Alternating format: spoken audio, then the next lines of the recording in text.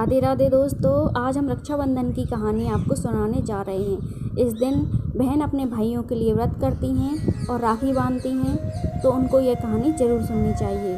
रक्षाबंधन भारत देश का प्रमुख त्यौहार है। यह श्रावण मास की पूर्णिमा को मनाया जाता है। इसे नारियल पूर्णिमा भी कहते हैं और रक्षाबंधन के दिन भगवान शिव का पूजन पूर्ण होता है। इस दिन भारत के प्रसिद्ध तीर्थ अमरनाथ में एक दिन के लिए शिवलिंग का निर्माण होता है। इस दिन यात्री कठिन यात्रा करके भगवान शिव शंकर के दर्शन करते हैं। रक्षाबंधन अथवा राखी का त्यौहार भाई बहन को स्नेह की डोर में बांधे रखता है। इस दिन बहन अपने भाई को राखी बांधती हैं और उनके जीवन की मंगल कामना करती हैं। भाई अपनी बहन को रक्षा का वचन देते हैं। रक्षाबंधन के दिन घर के प्रमुख द्वार के दोनों ओर श्रवण कुमार के चित्र बनाकर खीर से पूजा करते हैं। इस दिन भगवान के घर के द्वार के कलश के व वाहन के भी राखी बांधी जाती है। रक्षाबंधन के दिन भाई बहन प्रातःकाल स्नान करके भगवान की पूजा करते हैं और उसके बाद रोली, मोली, कुमकुम, चावल और दीपक रखकर थाल सजाते हैं।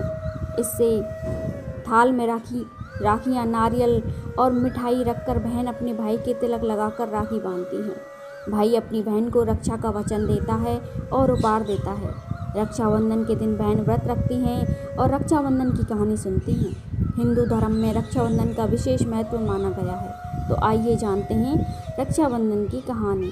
वैसे तो रक्षाबंधन के त्यौहार के साथ कई कहानियाँ जुड़ी हुई हैं, लेकिन हम यहाँ रक्षाबंधन की जो प्रचलित कथा है उसे आपको सुनाने जा रहे हैं। तो आइए जानते हैं रक्षाबंधन की कहानी। जब भगवान वामन रूप में राजा बलि के पास आए, तब भगवान ने राजा बलि से 3 पग धरती मांगी थी। भगवान ने 2 ही पग में संपूर्ण पृथ्वी और आकाश को नाप लिया। तब राजा बलि समझ गए कि भगवान उनकी परीक्षा ले रहे हैं। उन्होंने तीसरा पग अपने सिर पर रखने को कहा। इसके बाद भगवान ने राजा बलि से कुछ मांगने को कहा। राजा बलि ने भगवान विष्णु से वरदान मांगा कि आप मेरे पाताल लोक में 4 महीने तक पहरेदार बनकर रहेंगे। तब से भगवान विष्णु लक्ष्मी माता जी को स्वर्ग में छोड़कर वर्ष में 4 महीने राजा बलि के पहरा देने लगे और पहरेदार के रूप में रहने लगे। रक्षाबंधन के दिन श्री लक्ष्मी जी स्वर्ग से रिमझिम करती हुई राखी लेकर पधारी। लक्ष्मी जी ने राजा बलि को अपना भाई बनाकर राखी बांधी, साथ ही भतीजों और भाभी को भी राखी बांधी।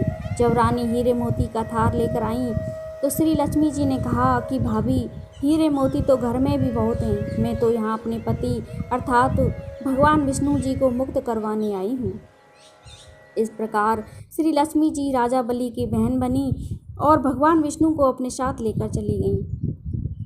यह थी रक्षाबंधन की कहानी। हम यहाँ पर जानेंगे एक और प्राचीन और पौराणिक रक्षाबंधन की कहानी के बारे में, जो है द्रौपदी और भगवान श्री कृष्ण की। एक बार भगवान श्री कृष्ण के हाथ में चोट लग गई, हाथ से खून बहने लगा। जब द्रौपदी ने देखा तो उन्होंने तुरंत अपनी धोती से कपड़ा फाड़कर पट्टी कर दी। तब श्री कृष्ण इस बंधन के ऋणी हो गए और जब दुशासन द्रौपदी का चीरहरण करने की कोशिश कर रहा था, तब श्री कृष्ण ने द्रौपदी की रक्षा की और लाज को बचाया। कहते हैं कि जिस दिन द्रौपदी ने भगवान श्री कृष्ण के कलाई पर अपने पल्लू से कपड़ा बांधा था, उस दिन श्रावण पूर्णिमा थी। तब से इसी दिन रक्षाबंधन का त्यौहार मनाए जाने लगा। इसी क्रम में एक और कहानी आती है इंद्राणी सची और देवराज इंद्र की।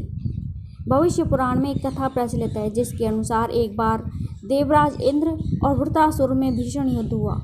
इस युद्ध में देवराज इंद्र की रक्षा के लिए इंद्राणी सची ने देवराज इंद्र की कलाई पर श्रावण पूर्णिमा के दिन राखी बांधी, जिसने युद्ध में देवराज इंद्र की रक्षा की और वह युद्ध में विजयी हुए। यह रक्षाबंधन की कहानी सतयुग में घटित हुई थी। तो यह थी रक्षाबंधन की कहानी। हम आशा करते हैं कि आपको रक्षाबंधन की कहानी पसंद आई होगी। अगर आपको वीडियो पसंद आए तो लाइक कीजिएगा, चैनल को सब्सक्राइब कीजिएगा और अपने दोस्तों में शेयर करना ना भूलिए। धन्यवाद।